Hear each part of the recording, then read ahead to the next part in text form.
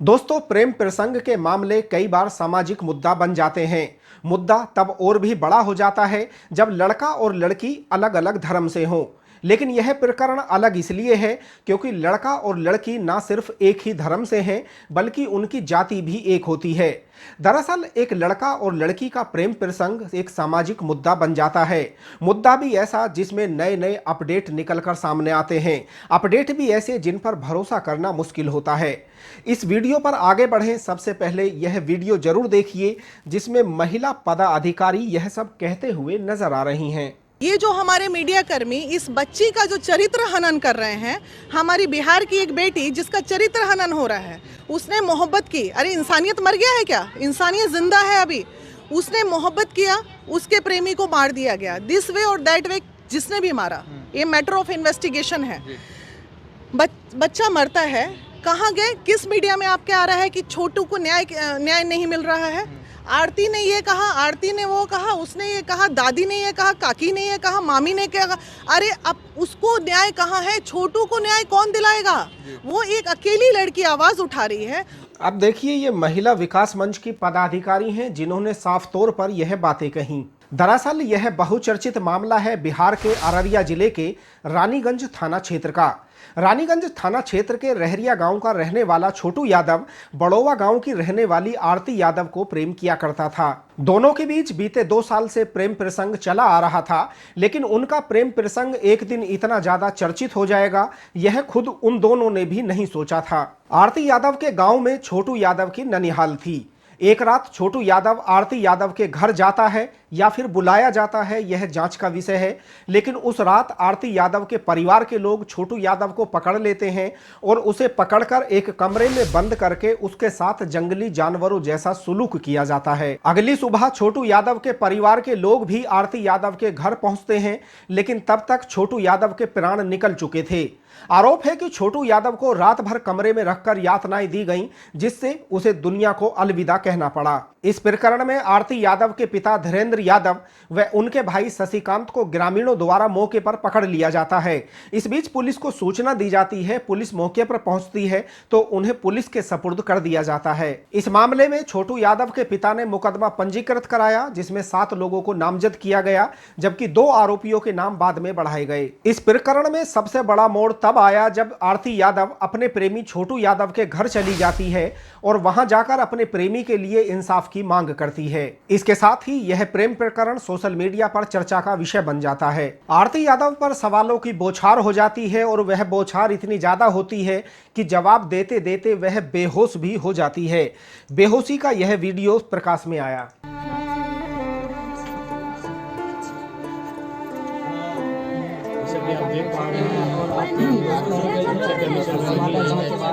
आप खुद देख सकते। ये इस तरह के हालात आरती यादव के साथ हो जाते हैं क्योंकि आरती यादव से ही सबसे ज्यादा सवाल किए जाते हैं। आरती यादव को लेकर तरह तरह की बातें समाज में निकलती हैं। सबसे शुरुआती दौर में यह बात निकाली जाती है कि आरती यादव अब छोटू यादव के जो उनके भाई हैं, उनके भाई के साथ वह शादी करेगी। शादी की बात सोशल मीडिया पर इतनी ज्यादा ट्रेंड कर जाती है कि आरती यादव को खुद मीडिया के सामने आना पड़ा और आकर उन्होंने कहा कि वह शादी करने वाले नहीं हैं। शादी हम नहीं करेंगे, जब तक उसको न्याय नहीं दिलवाएंगे हम तब तक शादी नहीं करेंगे, और नहीं करेंगे उसी को लेकर हम लेंगे, उसी का चेहरा देख के रहेंगे। आरती यादव ने ऐसा ही कहा था। इसके साथ ही सोशल मीडिया पर ऐसे ऐसे क्लिप आर्ट सामने आते हैं जिन पर लोग भी हैरान रह जाते हैं।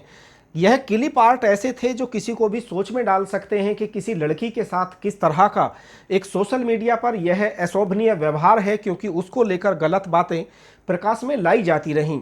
यह एक क्लिप आर्ट है जिसमें दिखाया गया है कि अब आरती किसके साथ शादी रचाएंगी, और आरती ने खुद बताया अपनी शादी के बारे में, और आरती को दुल्हन भी बना दिया गया है। एक यह क्लिप आर्ट भी देखिए जिसमें जो छोटू यादव का भाई है मन्नू यादव, एक तरफ मन्नू यादव है जो सेहरा लगाए हुए है, दूल्हा बने हुए हैं, और दूसरी तरफ छोटू यादव की प्रेमिका आरती यादव हैं।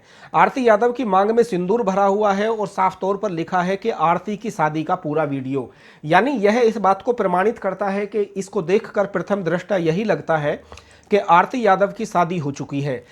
यहाँ इतने पर ही कोई ब्रेक नहीं लगा, इसके बाद भी यह सिलसिला बदस्तूर जारी रहा और आरती यादव को लेकर तरह तरह के जो क्लिप आर्ट हैं वह आते रहे।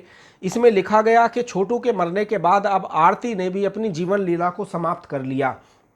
इसमें दिखाया गया है कि एक ये अंतिम वक्त का एक ये फोटोग्राफ से जिस पर आरती यादव लेटे हुए हैं और यह दिखाया गया है कि आरती यादव इस दुनिया को अपने प्रेमी छोटू यादव के गम में अलविदा कह चुकी हैं।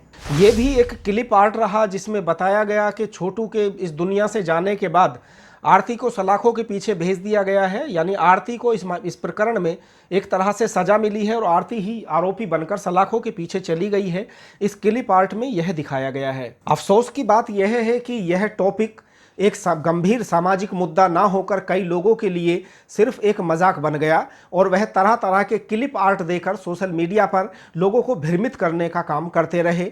और यही वजह है कि महिला विकास मंच की पदाधिकारी इस मामले में नाराजगी प्रकट कर चुकी हैं। सोशल मीडिया पर कई बार यह तय करना कठिन हो जाता है कि क्या सही है और क्या गलत है, क्योंकि आरती यादव को लेकर तरह तरह की बातें निकल कर सामने आती हैं जिन्हें कहानी में नया मोड़ भी बताया जाता है कि आरती यादव इस पूरे प्रकरण से पहले ही छोटू यादव के साथ प्रेम विवाह कर चुकी थी, जबकि ऐसा बिल्कुल नहीं है, क्योंकि आरती यादव ने इनकार किया है कि उन्होंने छोटू यादव के साथ कभी शादी नहीं की और छोटू यादव के बाद जो शादी की बातें उसके भाई के साथ निकाली गई वह बातें भी बिल्कुल गलत थीं। आरती यादव छोटू यादव के परिवार को इंसाफ दिलाना चाहती है, लेकिन हैरानी की बात यह है कि आरती यादव को इंसाफ दिलाने की मांग को लेकर कम ही लोग सामने आए। इस कड़वी सच्चाई को नहीं नकारा जा सकता कि आरती व छोटू यादव की प्रेम कहानी चंद लोगों के लिए एक मसाले से ज़्यादा कुछ भी नहीं रही। वास्तव में ऐसे लोग गंभीर ही नहीं थे कि छोटू यादव के परिवार को इंसाफ मिले, उनके लिए यह महज एक मसाला था। समाज के प्रति ऐसे गंभीर व संवेदनशील रवैये पर सोशल मीडिया से जुड़े कुछ लोगों का असंवेदनशील रवैया सोचने के लिए मजबूर करता है। मुख्य मीडिया हो या फिर सोशल मीडिया, विश्वसनीयता पर सवाल कभी नहीं उठने चाहिए। इससे जुड़े प्रत्येक व्यक्ति का यह दायित्व हो कि सही चीज़ें ही समाज के सामने आनी चाहिए और ऐसे मामलों पर जल्द से जल्द इंसाफ भी होना चाहिए।